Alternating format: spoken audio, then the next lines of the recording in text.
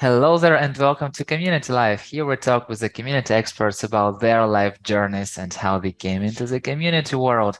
And today we have a conversation with Katie Ray, a mama of three huskies, experienced horse rider and an owner of Bug the horse, CMXer of the 2022nd year, great community builder, consultant, and advisor, and just very shiny person. Hello, Katie. Hello, thank you for having me. And what an intro. I need to have you write all my intros from now on. Yeah, not the first, but yeah, I will definitely happy to do that for you. Let's start from the first question. So you have three big, beautiful dogs who definitely like dirt. Yes. So how do you let them enter the house after their dirt games? So, our house is never clean. People are always amazed by that because they always think it's clean, but our flooring just hides the dirt very well. It's funny, we're doing some construction in the backyard right now, and the only place that the dogs want to lay is the giant pile of dirt that's been brought up. And so it's crazy. This is always my favorite time of year with them too, because all the crazy people on Facebook are coming out saying, "Oh, if it's too cold for you, it's too cold for your dog." And I remind them, like, I look like the idiot outside in my pajamas, yelling at my dogs to try and come in, and they will not. And so it's just kind of a funny time of year for them. And yeah, whenever it gets muddy, that's the real problem, is they'll track mud and you'll see little paw prints all over the place. And it's embarrassing. But they're so cute. You can't get mad at them. Okay, do you wash them like every day after their walks? Oh no. No, no, no. Usually whenever like they get their feet and stuff wet, we'll walk them through the grass to like try and dry them off and like get the mud off. And with huskies, that's a big point. They're huskies. And so you can't actually like groom them. Like, you're not supposed to cut their hair or anything because it ruins their undercoat, which is what keeps them warm in the winter and then cold in the summer. And so they just get baths every so often, but it's a whole thing. And like our biggest, who's laying right next to me, he is 110 pounds. And we used to try and give him baths on our own, but he's just gotten so big where it's like I can't hold him in the bathtub while I'm also bathing him. And he hates baths. And so they'll just howl the whole time.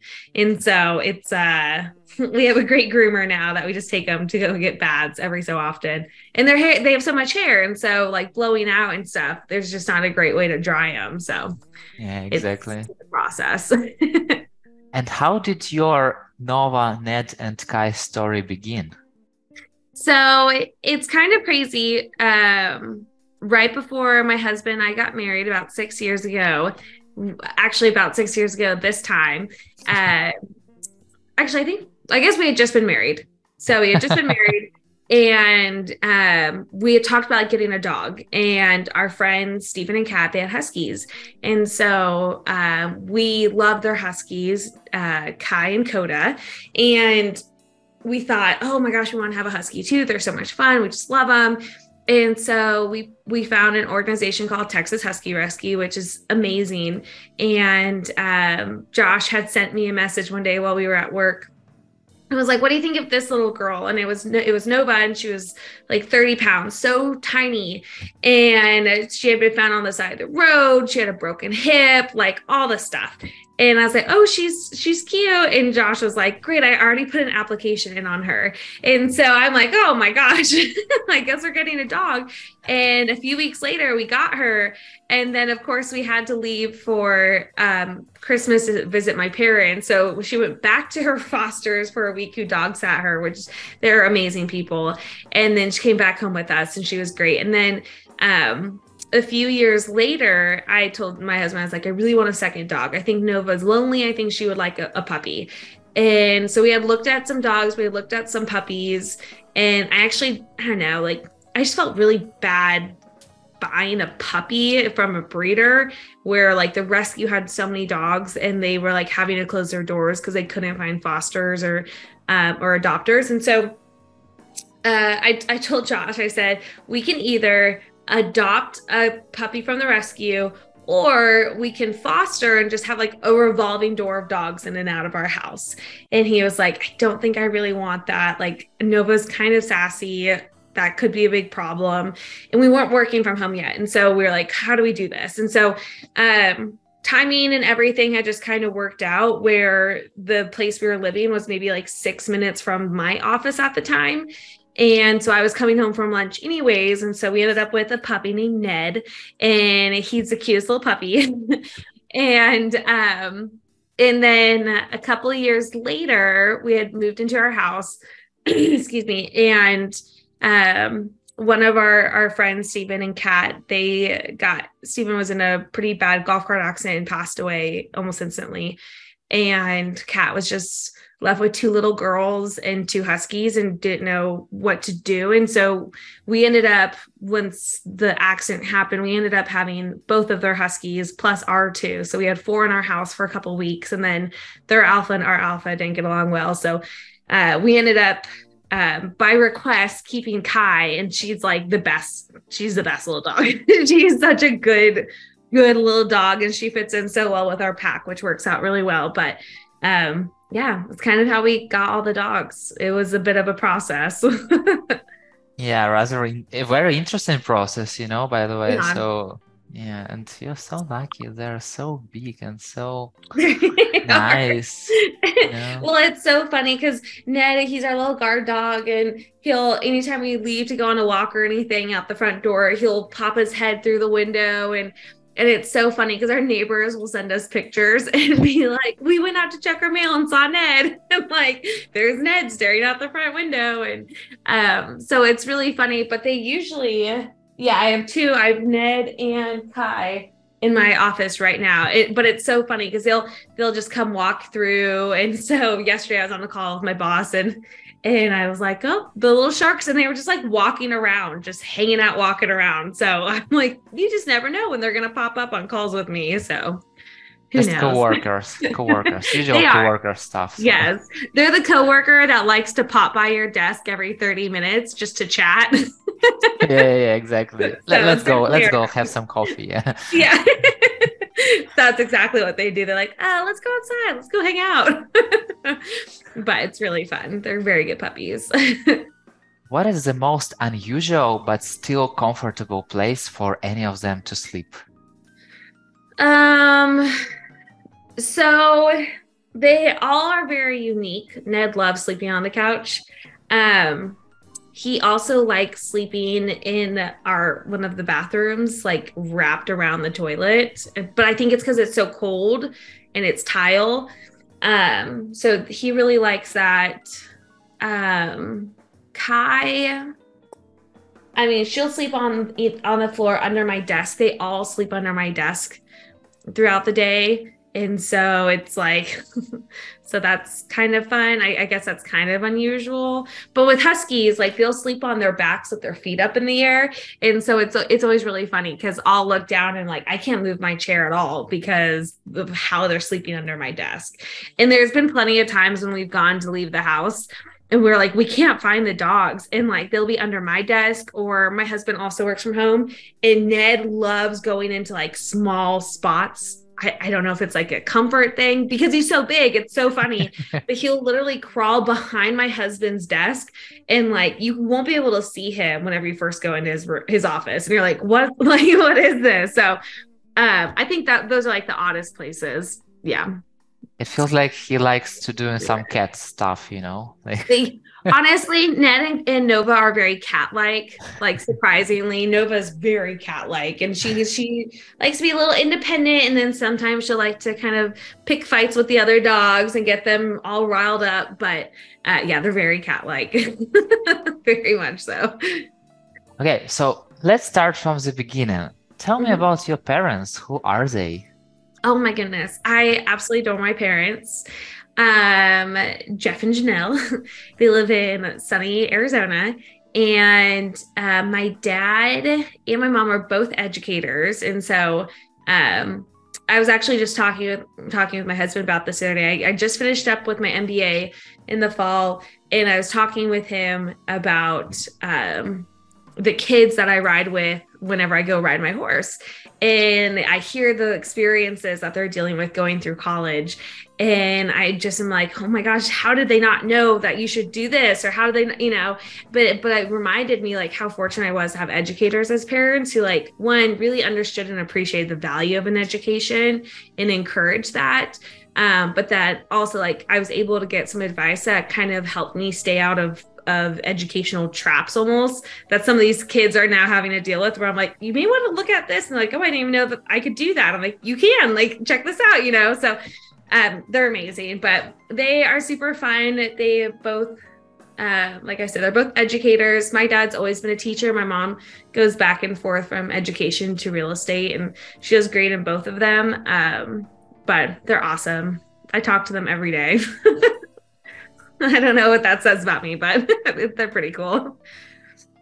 Tell me more about what it feels like to have parents educators. So what benefits did you have back to school? So at the time, I don't think I would have ever said it was a benefit, but they would always be able to help me with homework. And they would, but then they, at the time I'm like, stop trying to teach me, and it's always easier to learn from other people than it is from your parents, I feel like, when it comes to school stuff. But it was always really helpful. And I always appreciated, like, I really enjoy writing. I'm not a great copywriter, but like papers and stuff, I love writing papers and like research papers. I love all of it. I've got a great formula.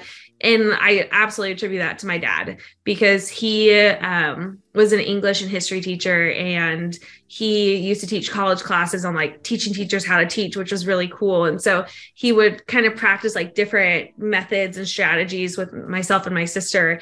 And a lot of what he taught me, still sticks to me whenever I was going through grad school. And it was just really cool to be able to get help whenever I needed it. Some of my favorite memories was whenever I was sick. And so my dad would pull me out of my school and then just take me to his school, because, he can't leave school. So he would come and get me on his lunch break. And then he had this like really cool chair in the back of his classroom, and he'd be like, just sit here, do your homework. Start, like, this is as good as it gets. And so it was really fun. And like, meeting some of his students while I'm like a little elementary kid, like thinking I was so cool hanging with the middle schoolers. And it was really fun. It was really cool. Do you like history? So I kind of like history, but I have the memory of a gnat. So like historical dates and stuff, like, do not ever take me to trivia for that. I will not win. But it's fun because every so often I'll like get a question and I'll have a random fact and I'll be like, oh yeah, it was this. And they're like, what do you mean? And I'm like, no, this is what this is, and explain it. They're like, oh, okay. I actually really, like, people may not know this. I would be shocked if it doesn't make sense. I was not a great student. I really struggle with ADHD in college. I went to like a 2-day testing thing for ADHD, and they're like, yeah, you definitely you have been struggling with this your whole life. And they're like, you need to be on medicine because you can't focus at all, which now I'm like, I think my inability to focus on certain things helps me multitask a lot, and like how my brain works, like multitasking works really well for me.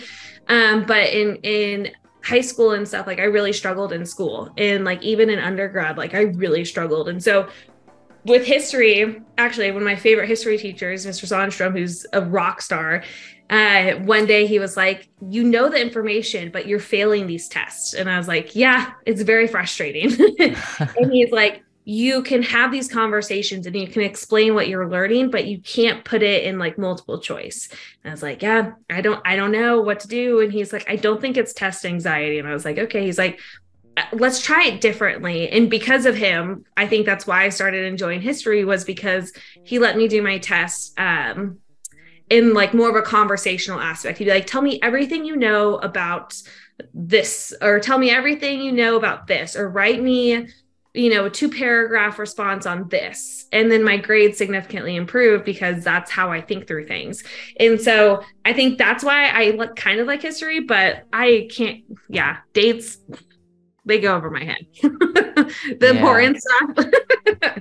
Who cares about those days, you know? Like Right. if you know that it happened, it already happened. Like Yeah.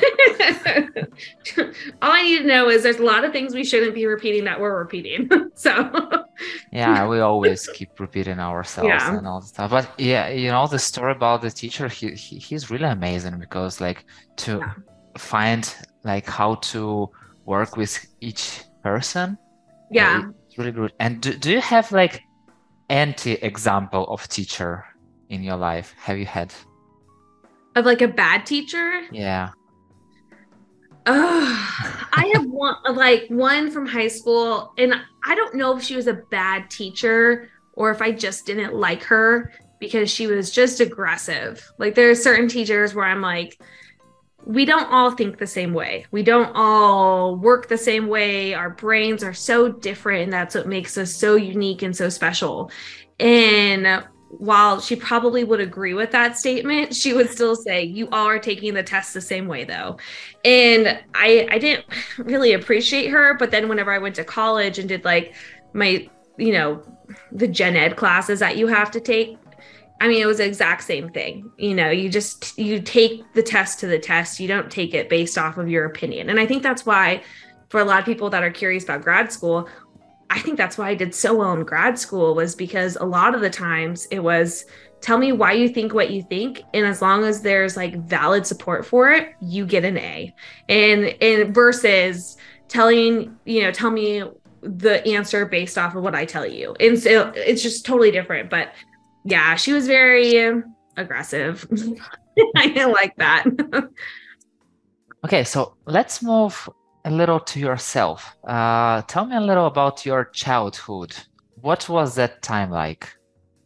I think I had a really good childhood. I rode horses, and my whole family did. It was my mom, my aunt, my grandma, my sister, and I. And so a lot of our vacations were horse shows, which was really fun. And like, I'm still very close with people I grew up showing horses with, which is nice. So it's fun to kind of get back into that. I was a cheerleader, so that probably doesn't surprise a lot of people either, because I'm so high energy. And yeah, I mean, we used to go to like family camps together every summer. And like I said, like our horse shows were our big vacations. And I mean, it was really cool because we really traveled all over the country, just going to like different horse shows from all the way in the West Coast, all the way up to Canada on the East Coast. And so it was like a really cool thing for our family to be a part of. So yeah. From what I don't age? know. From what age you started riding a horse? I mean, I was probably technically riding a horse while my mom was pregnant with me. So I don't think there's ever been a time where I haven't been riding a horse.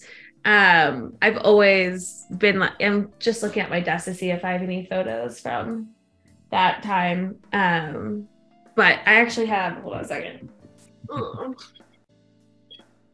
Oops, I did. I have this cool picture. This is from family camp with my dad and I when we were fishing. Nice. So I still it's like one of my favorite things, but I wish I had photos. I know I have them somewhere, but yeah, I mean, I was like very little whenever I started riding and started competitively showing, and it was cool because we were point chasers. And so we would just go to competitions and horse shows and do all the stuff trying to win points to get qualified for the world show. And so it's kind of fun to be able to do that now as an adult, which is really cool. Yeah, and you are still doing it, yes? Yeah. So actually I went to college on an equestrian scholarship. And so which is really cool, but it's very unique. People don't realize as a student athlete that it turns into your job. It's not just like a passion anymore. And so burnout on stuff like that is ridiculously high. And so after college, I coached at UNT for a year. And then just kind of took a break. I mean, it's so expensive. And then when we got married, I was living in Dallas, and like the only places I could keep a horse were an hour and a half away with traffic. And it's like, by the time you get up there at 6:30 at night, is that worth it? And so, when we just moved out to West Texas, there's a great facility about a mile up the road from our house. So I worked 3 different consulting jobs to save up for my horse, and went and tried different horses all over the place to find the right one, and ended up with Bug, who's the absolute best. So I got very lucky with him, but yeah, it's pretty fun. How did you get Bug? So like I said, I tried a few horses. It's kind of like buying the right pair of shoes. You have to try different shoes to see what you like. I knew like what age I wanted. I wanted a gelding, not a mare, because mares are they're a lot. They're their own little thing. And they're very sassy. And I just don't want to deal with a sassy horse. I'm too old for that. And so, I saw this lady post on a Facebook group I'm in, and I reached out to my trainer at the time, and I was like, do you know this family? Like, what do you think? He's like, oh yeah, they're a great family, and they come from a working ranch. And so, and he had seen the girl ride Bug and show him and like do pretty well. And so we drove out there to the Matador Ranch, and I hopped on Bug, tried him, and I was just like, this horse is amazing. And it was so cool because his story, so he comes from the Toole Ranch, which is like this famous ranch in Texas from like the 1800s, I think, like super old history. And like Bug has a brand on his shoulder from the ranch. It's one of those types of places. And it's just in the American Quarter Horse Association. It's part of like the National Ranching Heritage tradition, all sorts of stuff. And so this girl got him as a 2-year-old and then trained him up. And it was really cool because you can tell, like, I mean, she had spent 6 years with this horse, 6 years day in and day out. And like Bug comes from a working ranch where he would help with the cattle, and he would help with branding and doctoring and I mean, everything in between. And so it's been, I think, a little bit of a culture shock for him because he's not doing that type of stuff anymore. And so he's definitely living a posh life. But I mean, he is worth his weight in gold. Like, he's just the best. So we brought him home, did a vet check, and everything came clean, which was huge for an 8-year-old horse. And so yeah, we got Bug. Okay, so I know how to have a dog, I know how to have a cat, but how does it feel to have a horse? It's awesome. It's a huge responsibility. I actually I've been dealing with some insecurities with being a bad horse mom, because on Friday I saw like a giant bite on his chest that I never saw before, and it had to have been there for a few days. I mean, it was like a gash this big on his chest, but it's like where it is, it's kind of tough to see. But it's just totally different responsibilities, but still very similar, just on a larger scale. I feel like, I mean, he eats so much more food than my dogs do. And, I have to clean his stall every day, and I luckily have some great kids that take care of a lot of that for me, which is really nice. Because I have a full-time job, but I try and go out there and ride every evening, which is really nice. So, and you told this phrase, job, not a passion. And for you right now, it's still a passion, or? Yeah, it took me a lot. Like, I got really burnt out from the team, and just some of the politics that were a part of it kind of ruined it for me for a little bit. And so now, as an amateur, I'm coming back in, and I feel like I have a totally different perspective, especially as someone who's having to pay for it on her own now. It's not mom and dad or grandma helping to pay for it. And so you have a different level of respect. But I also think you have a different level of expectations on things because it is your own money. And so you're kind of like, well, if I'm paying this much, I'm expecting a certain level as well. And so, it's been totally different. And I think I've definitely renewed my passion for it, which is really nice. Cause like I said, it was just really tough from the beginning of going into it as a job. It's just, and so much with horses too. It's very emotional. Like, it's just like with pets on certain things, but it's also like your horse is your team, and you're both in it together, and you both are working towards a goal. And I've been very lucky to have a lot of horses that love their job like Bug does. And so it makes it a lot easier, but, you still have to support them when you can, and vice versa. There's days that can be tough, and I'll go and just like hold him. I'll just wrap my arms around his neck and just cry and be like, just the silliest little thing. But it's nice. It's a totally different thing, but definitely renews your passion whenever you get to take a few years out of it and then come back and be able to have that opportunity again. Yeah. I feel like you can talk about horses forever, and I have still so many questions, but let's move forward. So recently I saw your photos with your friends, like first annual pajama party. Oh. So what is the story behind your first annual pajama party? It's really silly. My husband got me these monogrammed PJs at a junior league event, and so I wanted to wear them. But you can't wear PJs out in public. And so we had a bunch of gals over and did like white elephant and wine tasting and cookie decorating, and it was so nice. It's what a lot of people don't know, and people wouldn't guess this, is like I am actually very introverted. Which probably is shocking, but I call myself an introverted extrovert, where like I enjoy some level of socialization, and sometimes it's just a lot, and I kind of like my battery will drain. And so like sometimes conferences can be a little tough for me, because while I love it, if I'm doing like 3 days of conferences, it's exhausting. And so in Dallas, it was really tough making good, like very trustworthy friends. And I've been very fortunate out here to have good, trustworthy friends. And so it was just kind of a fun time for me to say thank you to everyone who's built into my life since we moved out here. And so it was just a really fun thing for me. And I love the holidays. I love it. I love the holidays. I've had all my Christmas decorations up for almost a month and a half now. Like, I love the holidays, and it's just a fun time, like, to give back to people. And like one of my love languages is giving gifts. And so it's like a cool thing where I get to do to just say thank you to people I care about. So how many boxes of decorations do you have for Christmas? Yeah.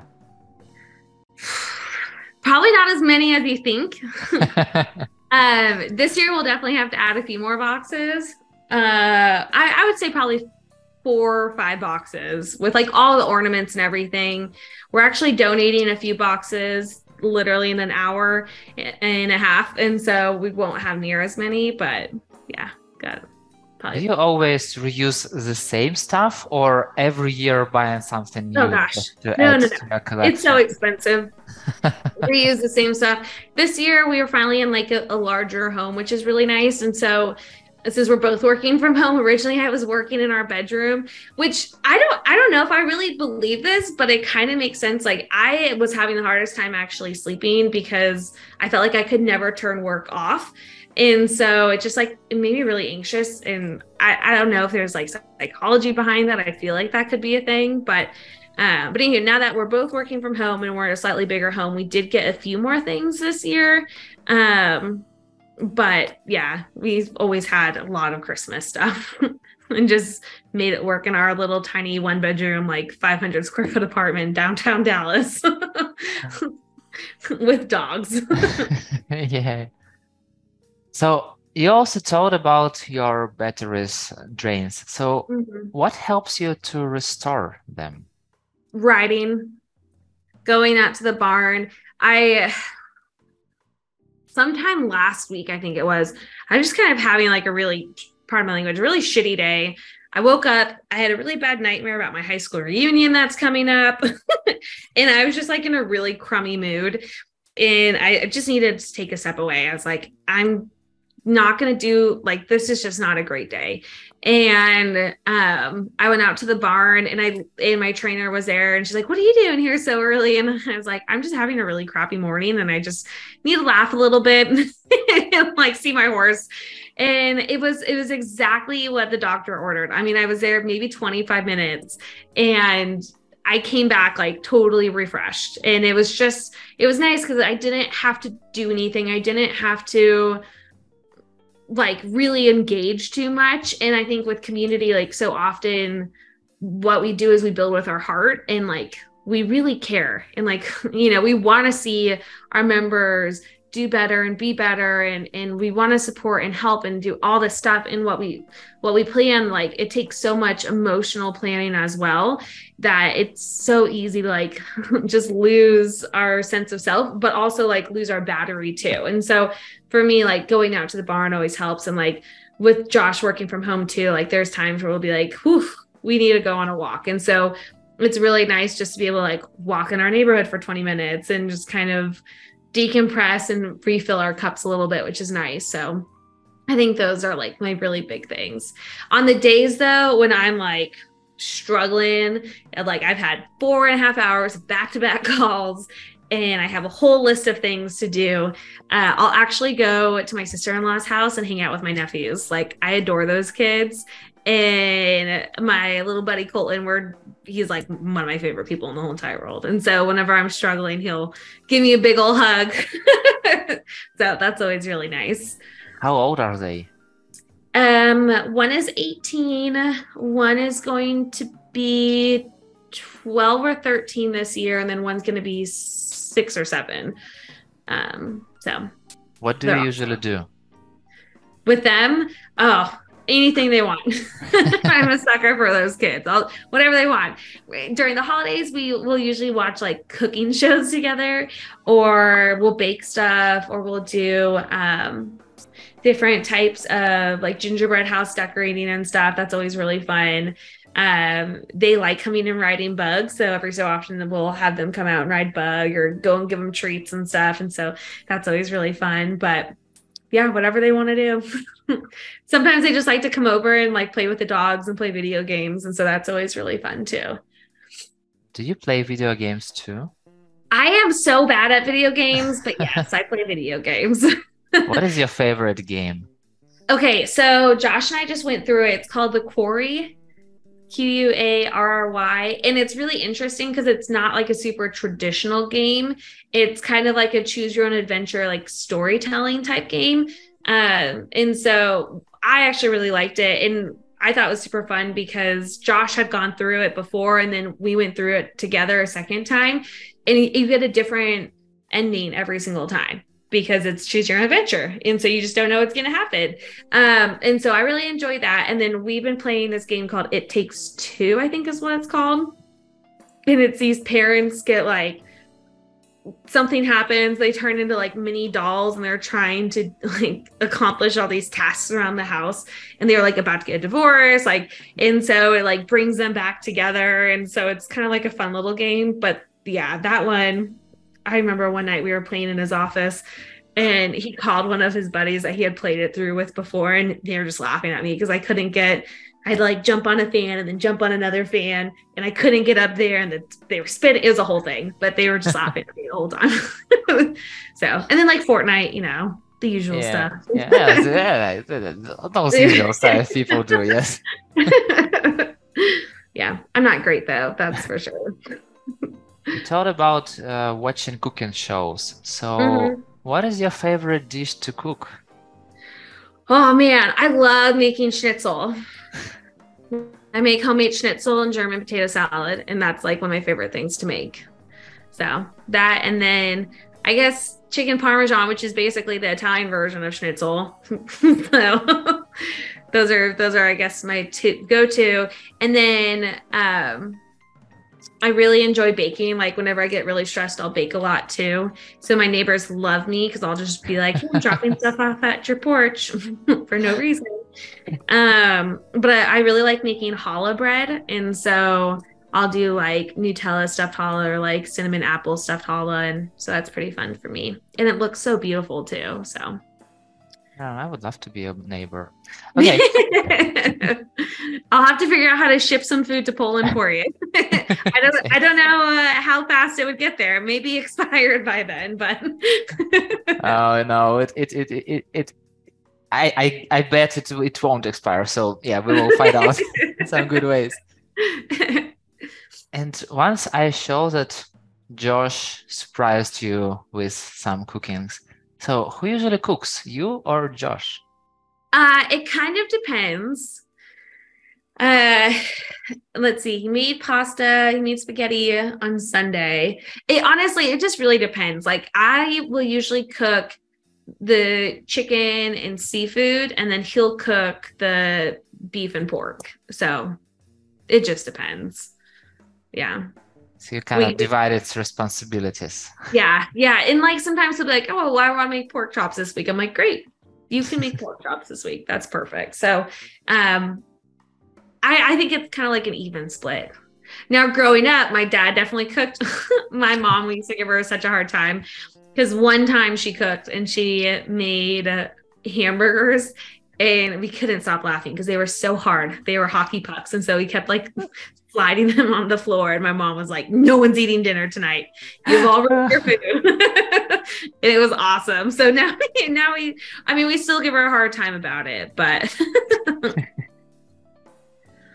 Okay. How did you meet Josh? So it was kind of funny. I had just turned 21, and one of my friends I knew from wakeboarding in college, she was from up in Dallas, kind of. And so she was like, well, let's go out to Dallas. You just turned 21. They have some really cool bars up there, blah, blah, blah, blah.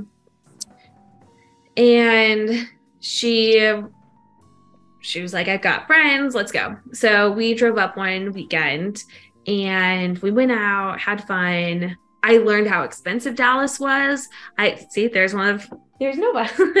I ordered a round of shots and I was like, oh, this is, I'll look so cool ordering a round of single well tequila shots. It was like $100 and something for like 8 shots for well tequila.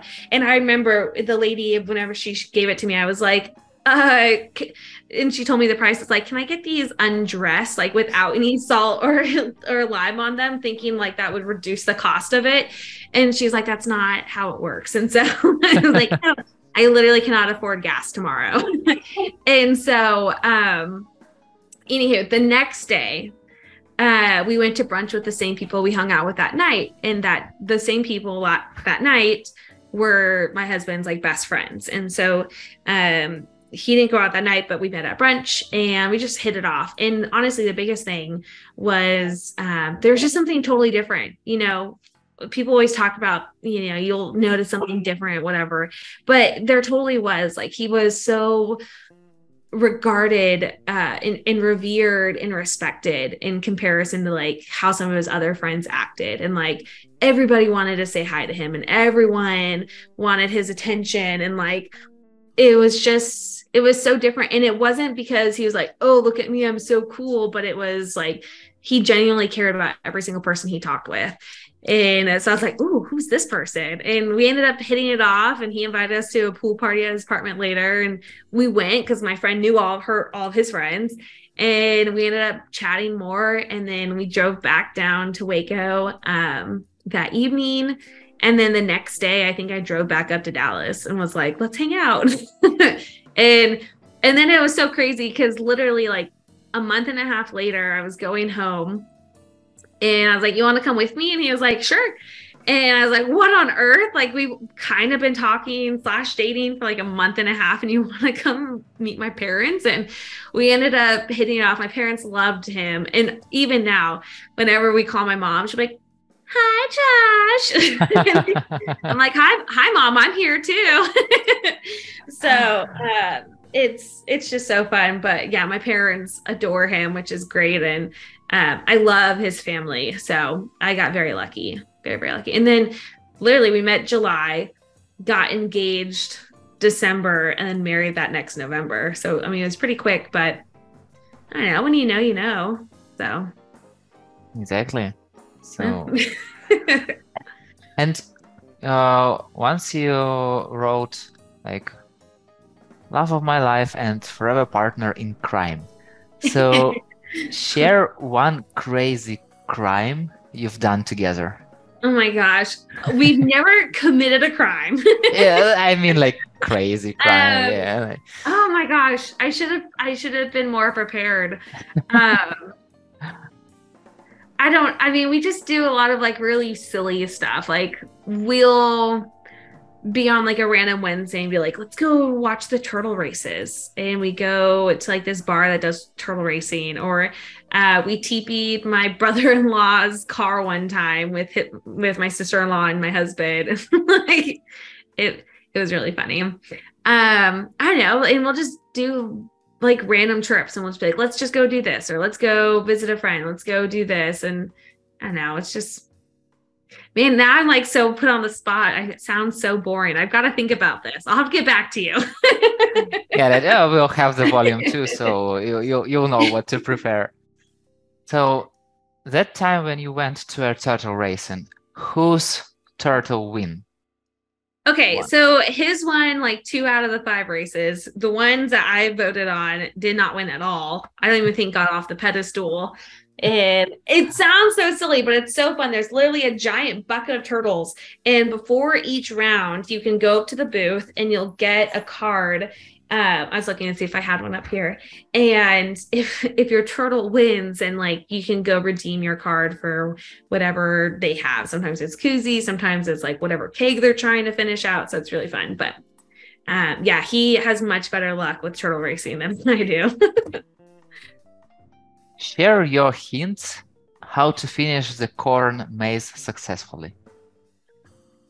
Oh man, I don't even think we have finished it successfully. I think if we did, well, here's the deal. So in Lubbock, it was actually really cool. There was a farmer and they found out that they were making more money doing the corn maze every year than they were with the crops that they were growing, which is not really a great thing. And it's very sad of the farming industry right now and what's going on with it. But that's kind of its own thing. So they turned it into a corn maze that they do every fall, and it's awesome. And they have like hay rides, and you can go pick out your own pumpkin that you want. And they've got like corn cannons, all sorts of stuff, but they've got 2 corn mazes and they're awesome. And one is like for the little kids, and then they have like a grown-up corn maze, but it can take like an hour and a half, maybe 3 hours, depending on how lost you get.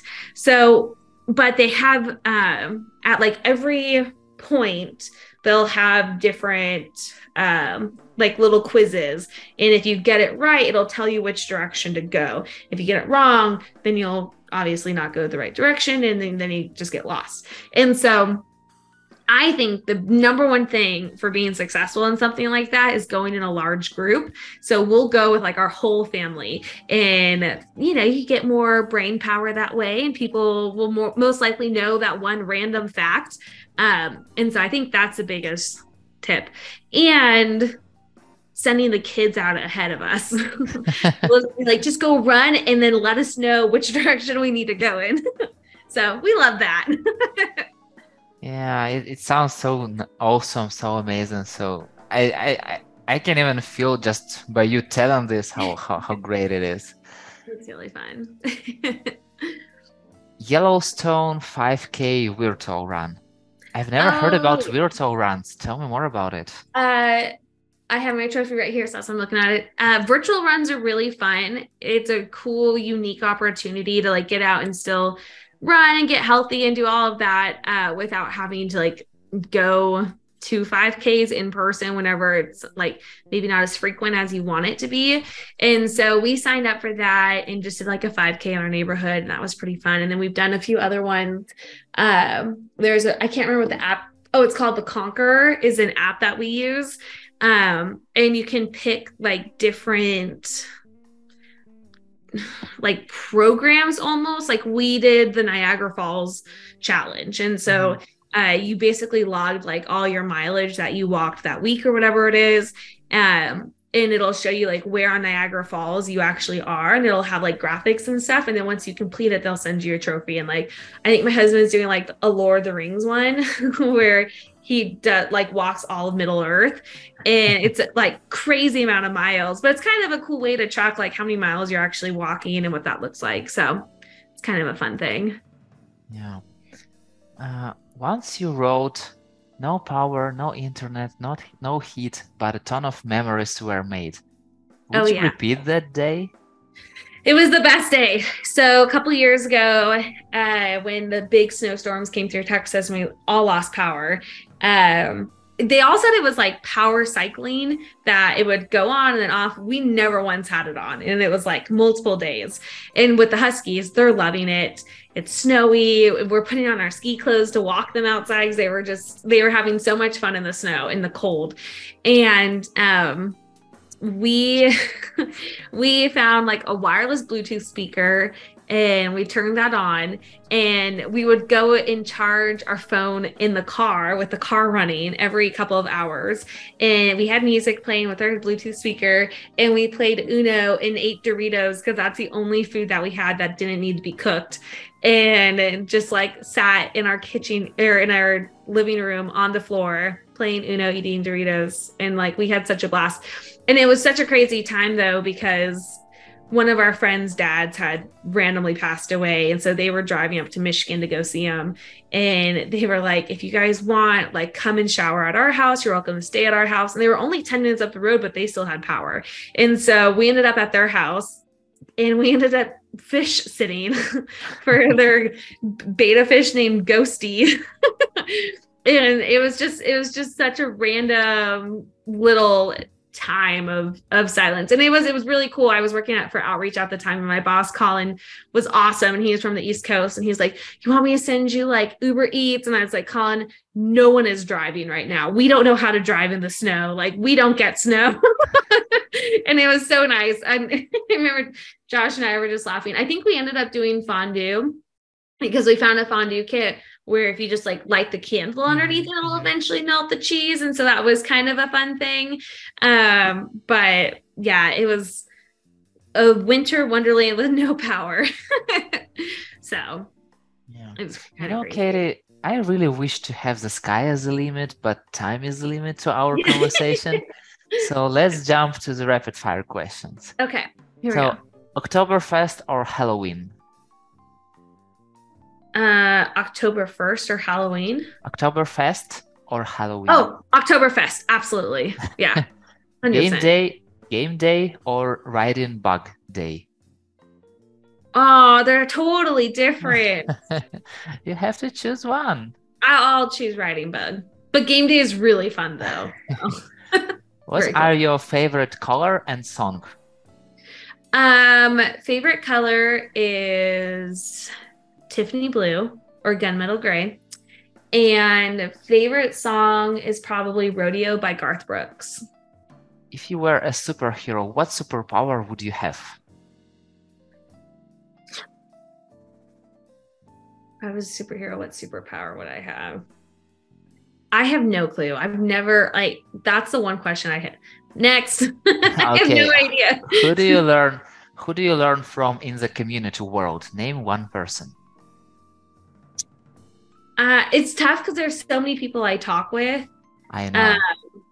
I think, honestly, I think my go-to person, Chris Scherneman, we became friends a couple of years ago. And like anytime we need anything, I mean, there's been so many times I've been like, hey, do you have a template for this? And vice versa. Or I'll like, can you review this? Like, does this look stupid? And so I think he's one of my favorite people to brainstorm with. As far as like direct learning from, I mean, David Spinks is still like my number one person I'll just go into for any type of resource. Name two people who I should definitely talk to about their community lives. I would say Chris Scherneman because he's awesome. And then Anna Abbott, she's actually the head of community over at Rev Genius. And so she's doing some cool stuff over there. Got it. Katie, thank you very much. You know, like I have so many questions and it feels like we just started. I know. And it's already like 1 hour past. Like, I don't know what's going on in this world. So just get ready. It will be the volume 2. I don't know when, I don't know how, but it will be totally for sure. So be prepared for it. And yeah, thank you very much for your time. Like, thank you. You're so shiny person. You're like, I just, you were just telling and you keeps making me smiling. So thank you. Thank you That's very my much goal for in being life. so open. Absolutely. Thanks for having me. This was super fun. So have an amazing day and see you in the community world.